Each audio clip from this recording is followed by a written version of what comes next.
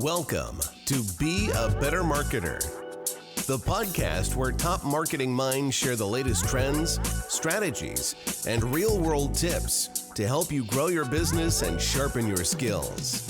Whether you're a pro or just getting started, this is your edge in the marketing world. All right, welcome to Be a Marketer podcast. I'm your host, Daniel Rosenstein. Today I have the honor of interviewing Deb Monfette. Deb, thank you so much for coming on this podcast. I really appreciate it.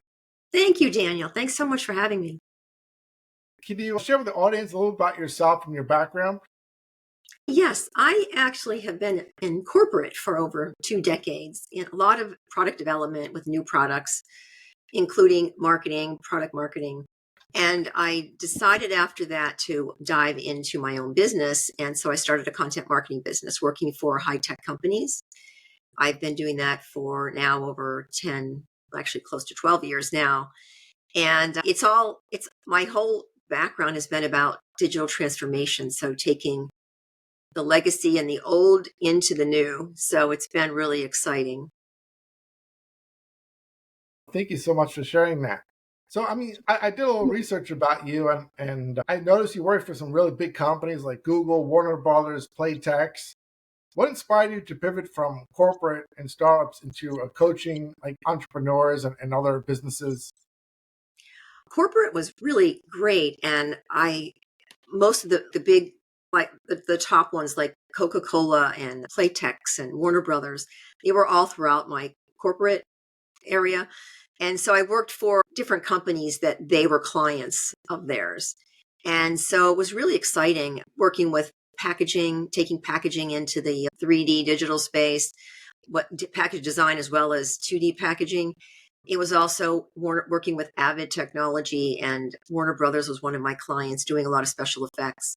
But then 9/11 hit and things kind of turned upside down. And so at that time, I was a consultant, and they ended up like letting go of all their consultants. So that's when I said, I think I need to do my own thing. And that's when I got into content marketing. In fact, it was one of the first, I was in there at the very beginning when content marketing just started, because it was not anything prior to that. But people are realizing that you really needed to focus on your customer. It wasn't all about the sales. And I really understood that when I was in corporate, because of all the new innovative things I had to introduce to beta customers. I had to make sure I understood where they were coming from and what they needed. I couldn't just take anything to them, and especially if it wasn't working, because it was in their time, their manufacturing time or their production time. So it was really important to put the customer first. And so that was a real good avenue for me in content marketing, because I already had that in my way of thinking. Now, let's just, talk about content marketing, because maybe some people in the audience may not fully understand what that's about. Because I think some people think content marketing is you just put a bunch of words on a page or, on a web page or website. Is that what content marketing really is? Just throwing up some words almost gibberish. It doesn't matter what the words are, because I think a lot of people are not in the industry or not content marketing, not writers. They're not fully grasp what content marketing is really about. Can you maybe explain what is really so important about content marketing? Content marketing is really important, especially to get people aware of who you are, what you do, and how you can help them. In the past, it's always been features and benefits and buy my product, buy my service. But that's taken a real turn, and people are more educated, and they really want to understand how you can help them, because there's so many different options out there. And it's not just a matter of the final product. It's a matter of how you're communicating with them. Do you have the right understanding of what they need? And that's what content marketing really stems from. It's getting to know, understanding what your customer needs and understanding how to communicate that. So it's not so much about the features, but it's what the features can do, like the benefits. What pain is it solving? What desire is it completing? So it's more a matter, it starts with the customer first. And I actually developed a process 10 years ago as well, because I wanted to try to help people understand what content marketing is. And I called it the CENTER process, CENTER. And the idea was put your customer at the center of your marketing. And it was connect, engage, nurture, trust, educate, repackage, plan, and share. So going through each of those modules or each of those pillars kind of helped you be more well-rounded and understand what content marketing was or is. But why is it so important for like businesses to, be relatable to their audience? Why is that important? Because that's what makes them, that's what engages them. People don't want to hear that, people see products all over the place, ads and everything, but what they really want to know is, can you solve my problem? That's the biggest thing. Can you solve my problem? Do you understand what I need? Do you understand why I need it? And actually the sale will go a lot smoother if you understand what they need and you present it in a way, or even demonstrate to them that you can solve the problem. It takes about, it could take 80 to 90% of the sale away. Because I used to do a lot of demonstrations for pre-sales. I think I probably did over 1,000 different demonstrations on different products and services. And the thing was, if I had like certain things I had to research before the demonstration, if I nailed it, instead of taking 6 hours to try to present something and the salespeople trying to sell it, I could do it in an hour. And I've had people walking out saying, I know this is what I want. And like the salesperson or the VP would come back and say, they left. And I'm like, what do you mean they left? They know they want it now because they saw your results. So in an hour versus 6+. So, I mean, showing them, not telling, but showing them it's just the key to increasing or making the sale faster. Now, I mean, do you do content marketing for the same for like different industries? Like you said, like Coca-Cola is a very different company than Playtex, and they have different audiences as well as like Warner Brothers. So is content marketing the same across the board for all those different, doesn't matter what industry you're in? It really doesn't, because the idea is you have to know who you're writing for. You have to know who you're, writing or creating a video or whatever you're doing, whatever type of content. You have to know who your audience is to actually connect with them and make them aware of why it's important for them to look at and see what you're doing. Because once people know that you understand them, then they're open to hearing more. They just don't want to hear about features. It's a lot deeper than that. And how's like content marketing related to videos? Isn't like content marketing just like writing text, like writing Content words? marketing is content, which could be in many forms. I think of content as tapping into all of your, the sight, the seeing, the hearing, could be tasting, smelling. You think of like Costco, they serve the little free samples, like that sells their product.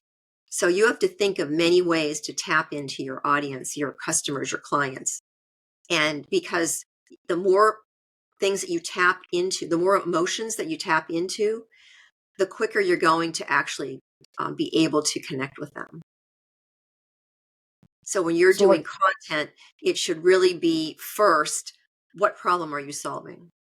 And why are you solving it? And how does that help them? And I noticed like the words like business brilliance. What does that mean to you? And how do like entrepreneurs discover their own version of business brilliance? What I've done was I actually have another company where I'm working with entrepreneurs. And this is relatively new because I realized that entrepreneurs really need a lot of help in terms of simplifying what they're doing and, again, connecting with the customer.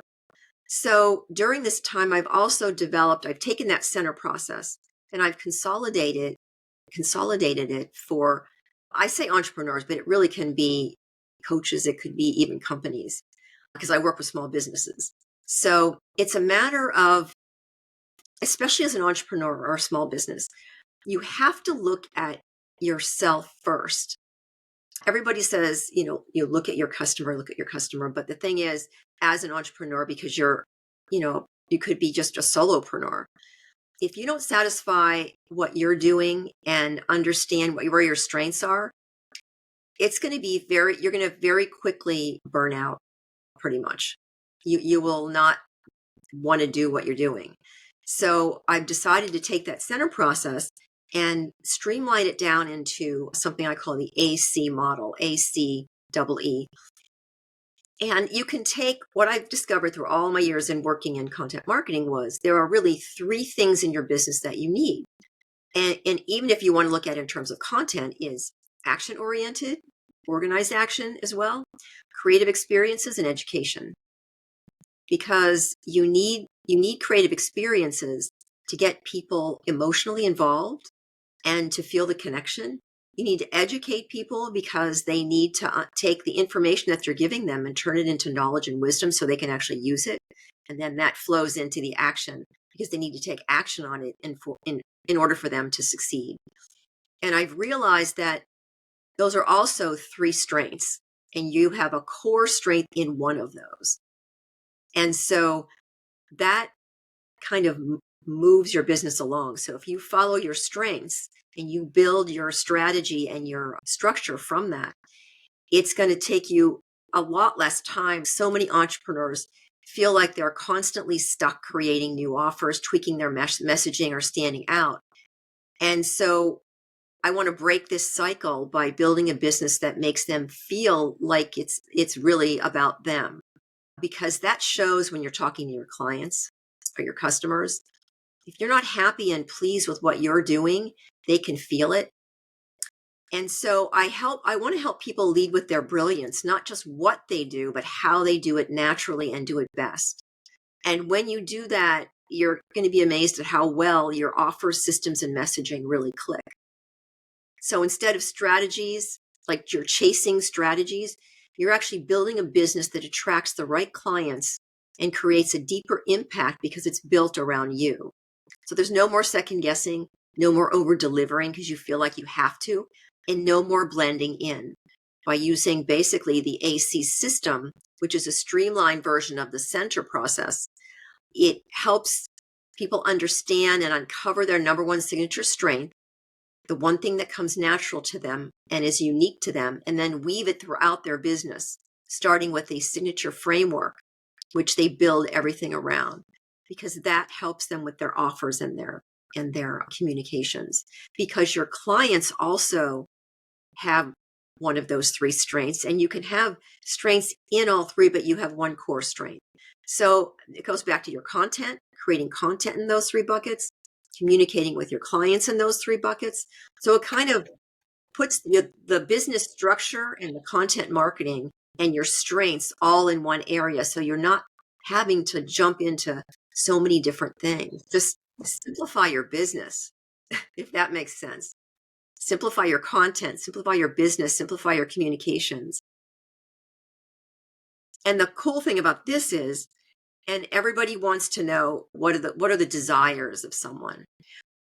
If you use this process, it automatically taps into 3 core desires of a person, which is growing, belonging, and mattering.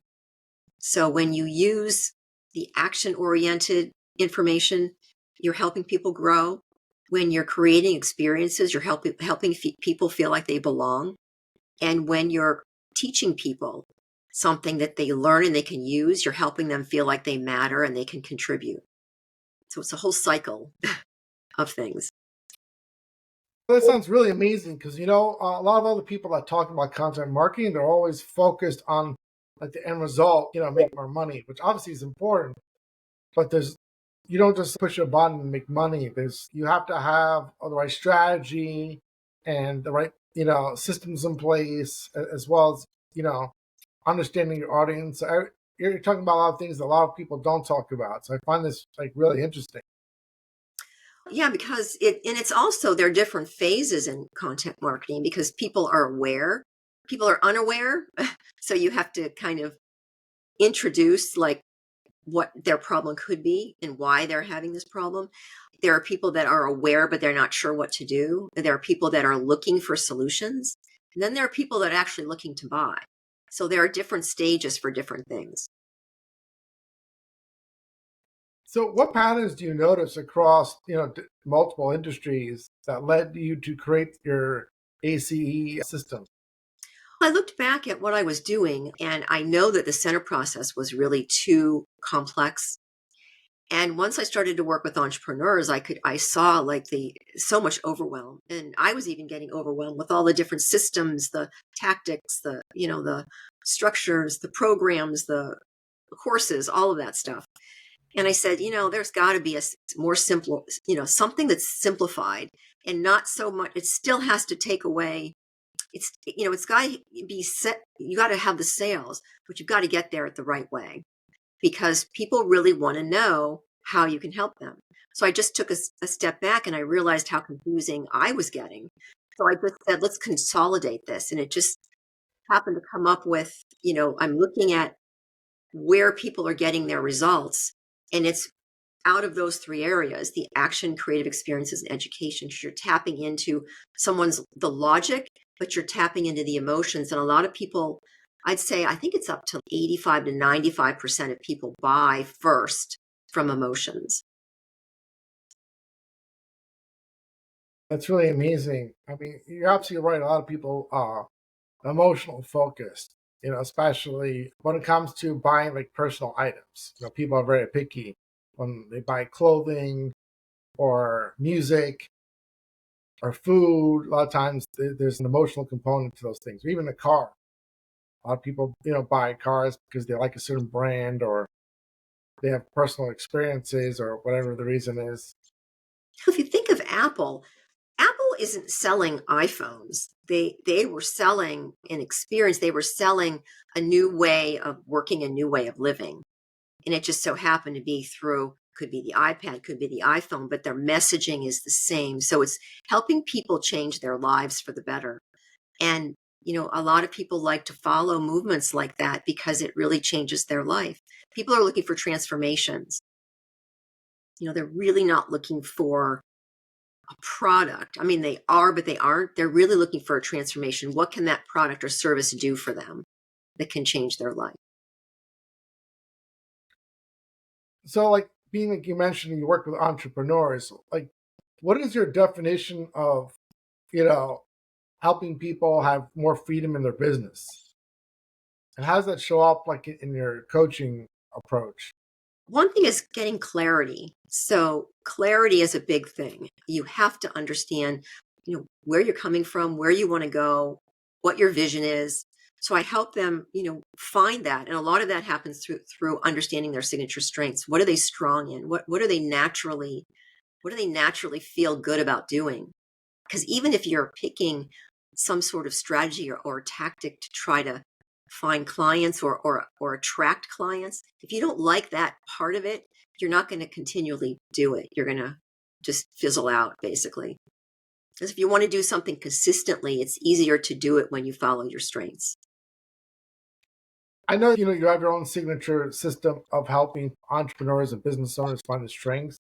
Does anybody give some basic advice to like our audience about maybe how they can find their strengths? That doesn't give away the whole signature process. I know it's probably a little bit too long to discuss in this podcast. I do have an easy solution, but one thing too is after getting clear on what you want, at least a little clear, then you can start simplifying. And once you start to simplify things, you become even more clear. So it's almost, if you have an idea, do some research, make sure that it does work, but then get out there and start taking action. Because the more you take action, the more you work with people, the more you get clear and that's where simplification comes. So I've even developed this through working with entrepreneurs in different respects and different, I call it minimal viable products of my program. And I've been able to adjust things and, to make it even better for someone. So that's what I would say, don't wait too long, have a fairly good idea of what you want to be doing, but then really get out there and start working with people.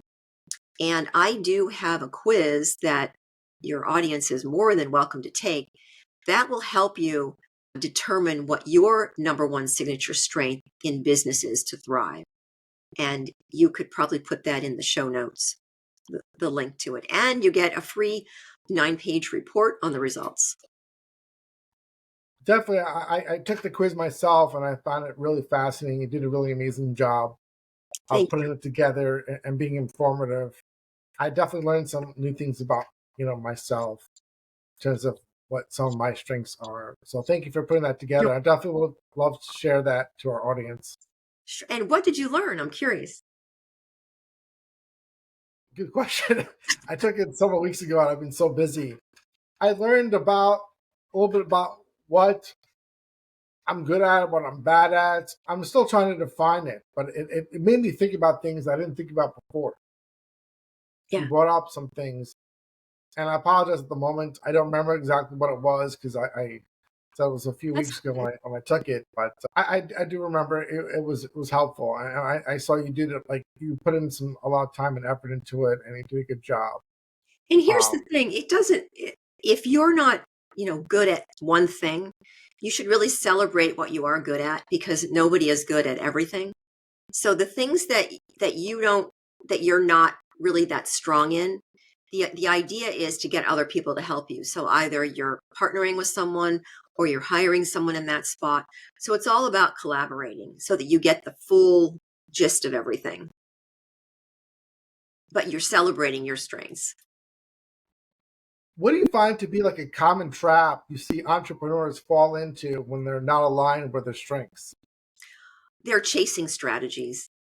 If you feel that, and I've done that so that I could really hone in on this process.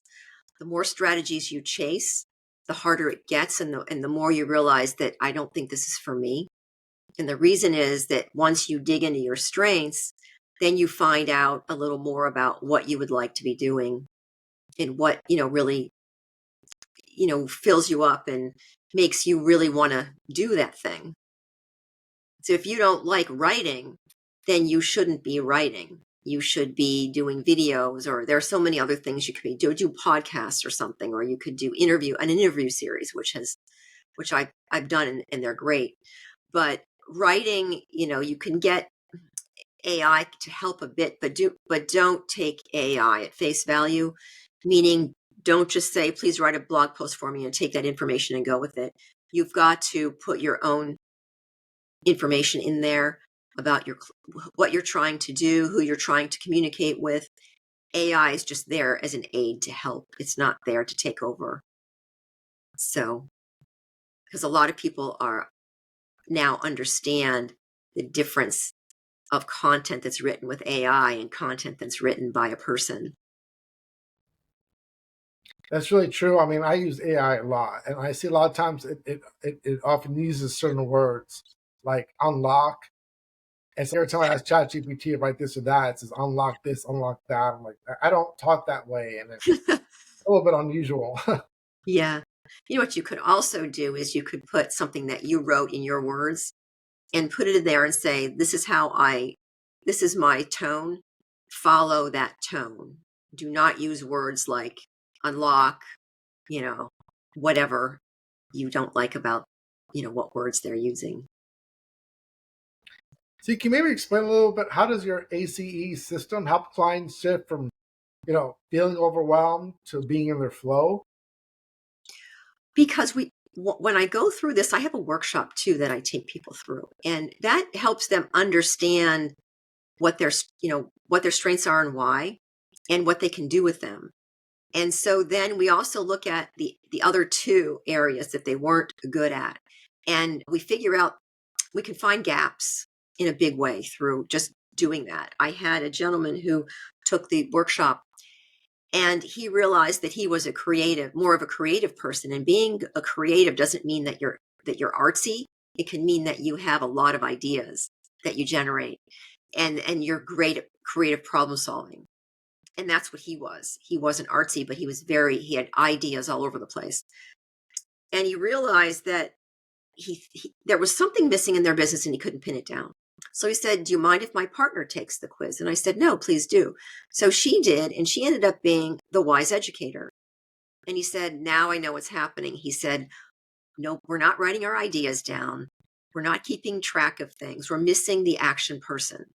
So he looked down in his company and he said, I'm hiring a person who would be perfect for that position because she loves like the CRM stuff, the organized action. She loves writing down structure and systems and things. So he hired her into that position, and he said it changed their entire company.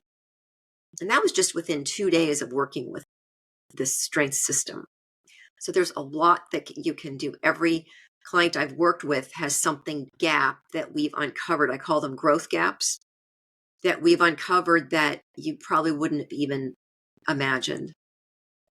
It can hit a lot of the areas because you can go into all the processes in your business, from the people to your programs to your promotions to just everything, your systems. And it can save a lot of time and headaches. Thank you for sharing that. I mean, you have a lot of wealth of wisdom here, so thank you for sharing all of this. Thank you. I mean, you often talk a lot about, simplifying things, and it seems to be like a huge trend now. Like technology is always trying to make things more simple for us humans, and people always want things simpler. They want to take less time doing things. They want to hand over tasks to either AI or technology so they can free up their own time. But if you had to talk to a busy entrepreneur or a busy executive, if they're super busy, what's like the first step they can take to kind of simplify like what they're doing, and to be more focused? If somebody's has 100 things on their plate, how do you tell them to simplify things when they're so busy? Especially like entrepreneurs, so they can be wearing a lot of different hats at the same time. That's where there's a process that I take people through.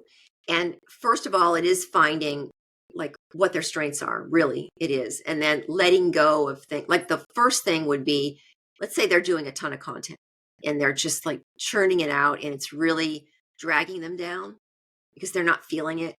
And it feels like it's just, a chore. That's the first thing I would take off their plate, is say, who can you get to help you with this?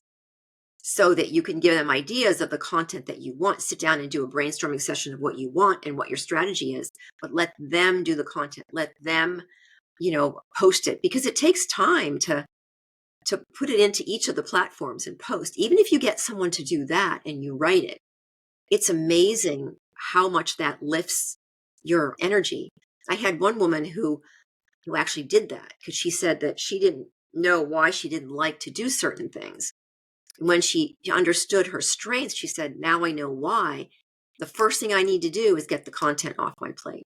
I don't like to be posting it and doing the editing and all of that stuff. So now she has someone doing that for her. And that it not only frees up her time, but it frees up her stress. So she's more free. Because the thing is, we all need to be creative in our businesses. And even if you don't think you are, everybody has some creativity in them. It's being able to solve problems and the way you solve them. And when you have more free time, it frees up space for creativity. It's really hard to be creative when you're crammed with all sorts of things that you need to do and you have no time to even think. And in your business, you really need some time to think about what you're doing, because the next step would be looking at your programs and your offers, because some people have so many different programs and offers and nothing is congruent. That's where the framework comes into play. So you have one framework that you work off of, and you have products off of that. So they could be products that are just the beginning phase or products that are more in depth, but you're not having to be jumping all over the place because you have one framework that you're working off of, if that makes sense to you. Absolutely. And you mentioned a little bit about the CS effect before. How does that shift, what business owners approach, the way they, approach productivity and planning?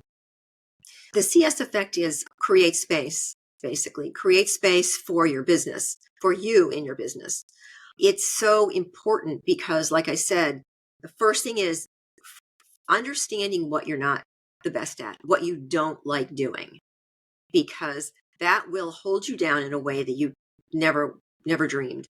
it will drag your whole heart down. And so you need to take care of those things first, in a way, like sometimes, like even if there's something that I know I have to do and I don't really enjoy doing it, I try to put some creative spin in it to do it. So, maybe instead of doing Excel spreadsheets, I will do mind mapping, things like that. There are different things you can do, different tools you can use instead of the same thing that everybody else is using. So there are things like that. But the big thing is, once you get to understand what you need to let go of and get help on, then it's jumping on your system, because you really need a repeatable system to make things flow. And one way to do that is through a signature framework that basically it's your unique framework. I mean, you can take all the courses and use all the templates from everybody and have certifications, but you need to have something that speaks about you, that you can pull all of that into your own unique system. And then when you have your framework developed, and I simplify it to 3 or 4 pillars, that's it. Because that gives you the space to move things in and out of. And you said that there are only 3 business genres. Mm-hmm. What are they? And how can you recognize your genre to help you change your business? Okay, the AC is based on genres because, like I said, I used to work for Avid in the movie industry. So that's kind of another thing of how I was thinking. Because like action, creative experiences, and education, if you look at the movies, it's kind of like that. Action movies, they have different genres of movies. Think of your business as 3 genres. And the reason I say that is because it puts them into a category that everybody is clear on. Everybody knows about, and it's very memorable. And so that's the same with your strengths. Those are all memorable. And you don't even have to think about it, really. It's something that, because the more you can pull out that you don't have to stew over in terms of remembering things, the easier it's going to be. This is kind of like, it just comes naturally to you. And that's the idea of, I call them the genres, because everybody's familiar with those.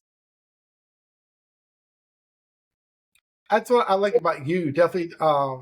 I mean, some people make these things like really dry. You make it really fun and interesting.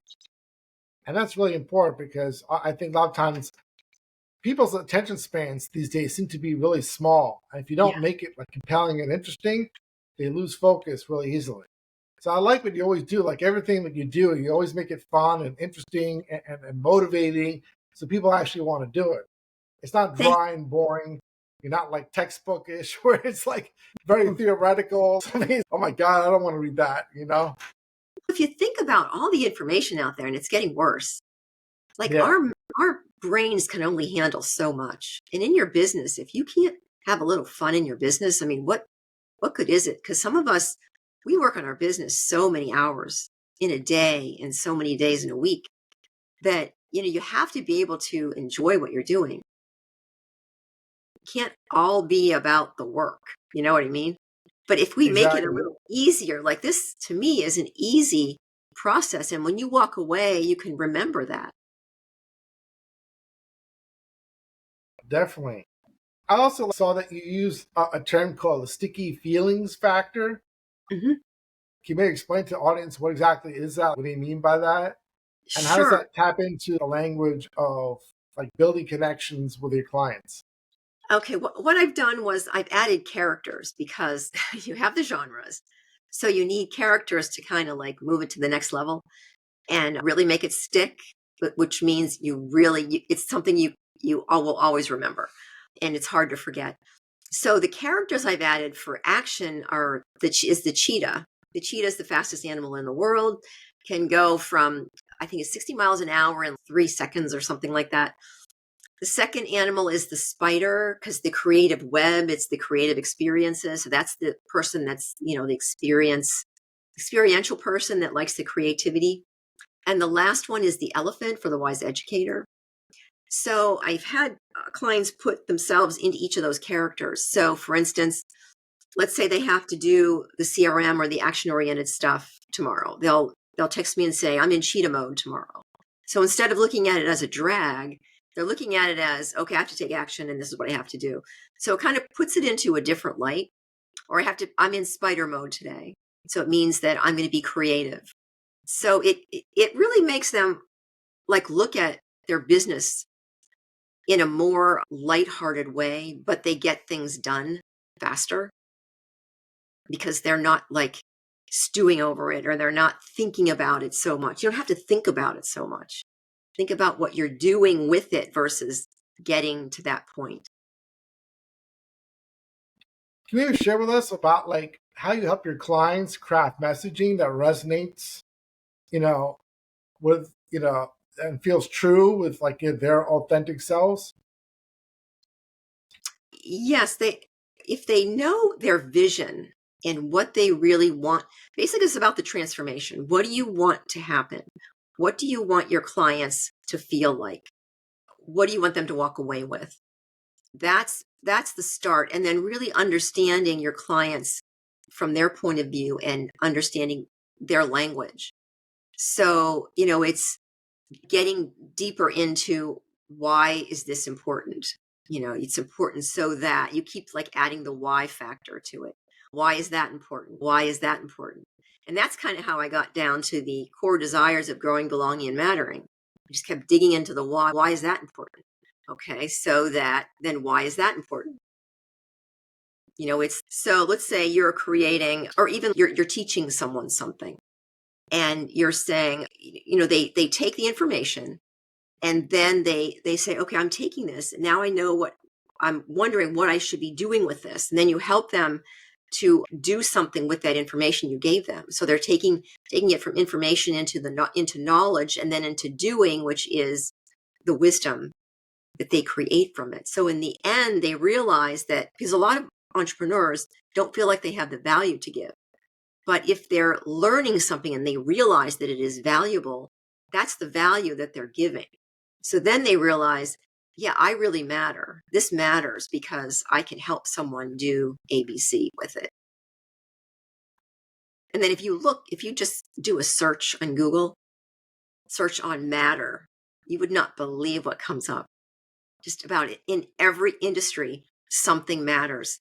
Even in Google, when I did that, it said, the way you search matters.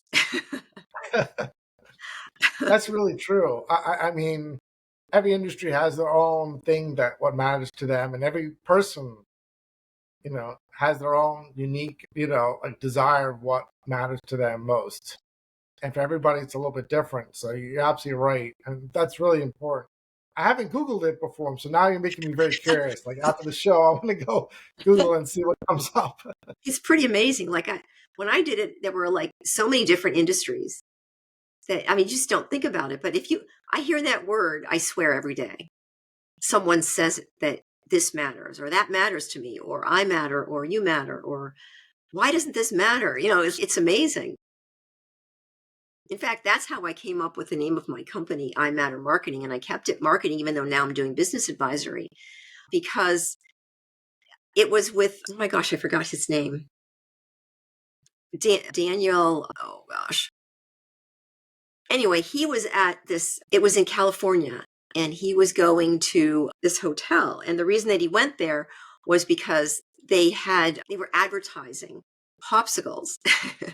And he wanted to see what it was all about. And so he went to the hotel, and they had a popsicle service for kids. So it was like a VIP popsicle service.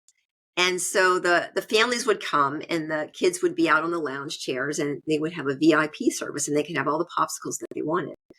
And the place was always booked. And it was like a lot less money than a lot of the high end places. But it was still, I think it was still like, I don't know, $500 a night. But families went there because of the popsicle service. And he said, now I get it, because that matters. I'm like, oh my gosh, I hear it again. I'm naming my company, I Matter Marketing. And I went out right after the meeting. I snagged the URL, and that was it. It's all about popsicles. Can you maybe share with us exactly who are the clients that you serve or want to serve? Do you primarily work with entrepreneurs? Do you still work with corporations? Do you focus on certain industries? Like I said, I still have the two businesses. I have my content marketing business where I work with companies, small to large corporations, and I help them specifically with their content marketing. So I've done a lot of interviewing with SMEs, subject matter experts, and then I write content or I'll do case studies, different things like that, and some sales enablement content.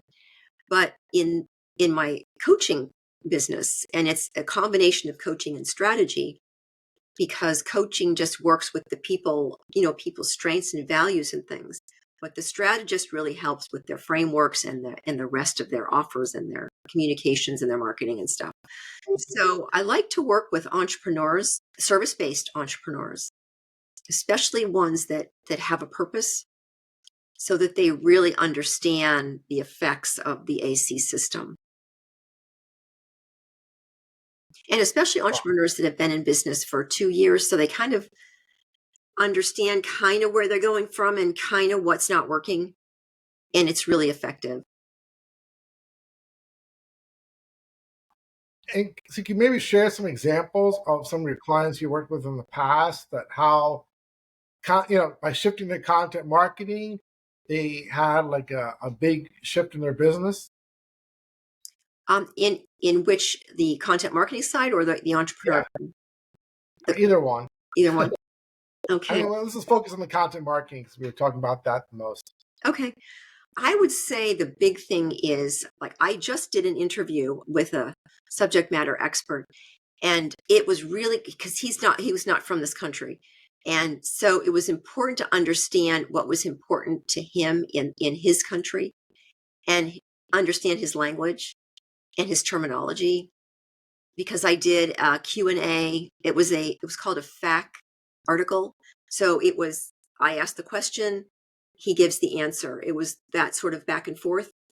And it was so important to be able to understand where he was coming from, because in the end, we did talk about the product and service, but it was like going up a mountain to kind of get there, because we had to really surface out, what was going wrong in that country, and how were people thinking, and how are they living, and how are their lifestyles, and what could make that better? What's the transition, and what's happening with digital transformation, and why are they slow to reach this part? Different things like that. So this, like the center idea, was really important to try to get that information out so that we could eventually get to like the technology part and what they really needed in the technology part and why. Because you wouldn't really get there if you didn't know more about how they lived and why things were so difficult, because they had shortages in water, they have shortages in electricity. So sometimes the power comes down for hours. And you wouldn't know that. It doesn't really normally happen here in the US unless if there's some, fires or, an earthquake or something, or, like a flood. But that happens there quite often. So it's a lot different. So you have to understand where they're coming from. So what role do you think storytelling plays in creating a loyal and building connection like with clients? Oh, it's absolutely huge, because people relate to stories. And again, the sticky feelings factor, it's memorable. Because sometimes when you're just communicating the information, especially if it's technical, sometimes people don't really get it. And once you tell them a story of how it helped someone, then they get it, because sometimes people don't understand the possibilities of something. So they may think of, I have this problem and I have to try to solve it, but a lot of times they don't know what's possible, if that makes sense. And a story will show them, story will show them this client had this problem, and this is how they work through it. And then you could think of, oh, wow, I could do that, but maybe I could do this too, because you show them the possibilities. So, in a world full of hustle culture, like people are always talking about, they got to hustle and make money and make things happen. How do you guide your clients to create a flow without them feeling overwhelmed or burned out? I think hustle goes only so far, because hustle leads to burnout. And I don't think you see the true results in the hustle, and you have to be careful about the hustle when you're working with clients, you're trying to attract clients, you're trying to build relationships, because that's what's really going to last. The hustle and the grind is, I get a client and then I get more clients and then I get more clients. But what about the current clients or the past clients? Because you can actually build better relationships and make it easier, give them the next step to go to instead of having to work with someone new all the time. So, Deb, if somebody had a question about our, oh, I'm sorry, go ahead. I was just going to say, it's all about retention. So if somebody had a question about our interview today, or they're interested in getting in touch with you because they want to work with you, what are the best ways to get in touch with you? I'm on LinkedIn. I'm also on Facebook. I'm on LinkedIn more, but either of those two would be fine. You can put my information in the show notes. And you could email me too. And the best one would be deb@contenttriggers.com. Well, Deb, we're kind of running out of time here in our podcast episode. Was there any other final things you'd like to share with our audience? Let's see. Oh, I would say basically you are the strategy. Your greatest edge isn't a tactic. It's really you. That would be my final takeaway for everyone. Deb, thank you so much for coming on the podcast show and sharing all your experience and wisdom. I definitely learned a lot listening to you. I'm sure a lot of people in the audience will. So thank you much for sharing with us today and really teaching us new things about marketing that a lot of people probably didn't think about before. Thank you, Daniel, for having me. This was great. I appreciate it.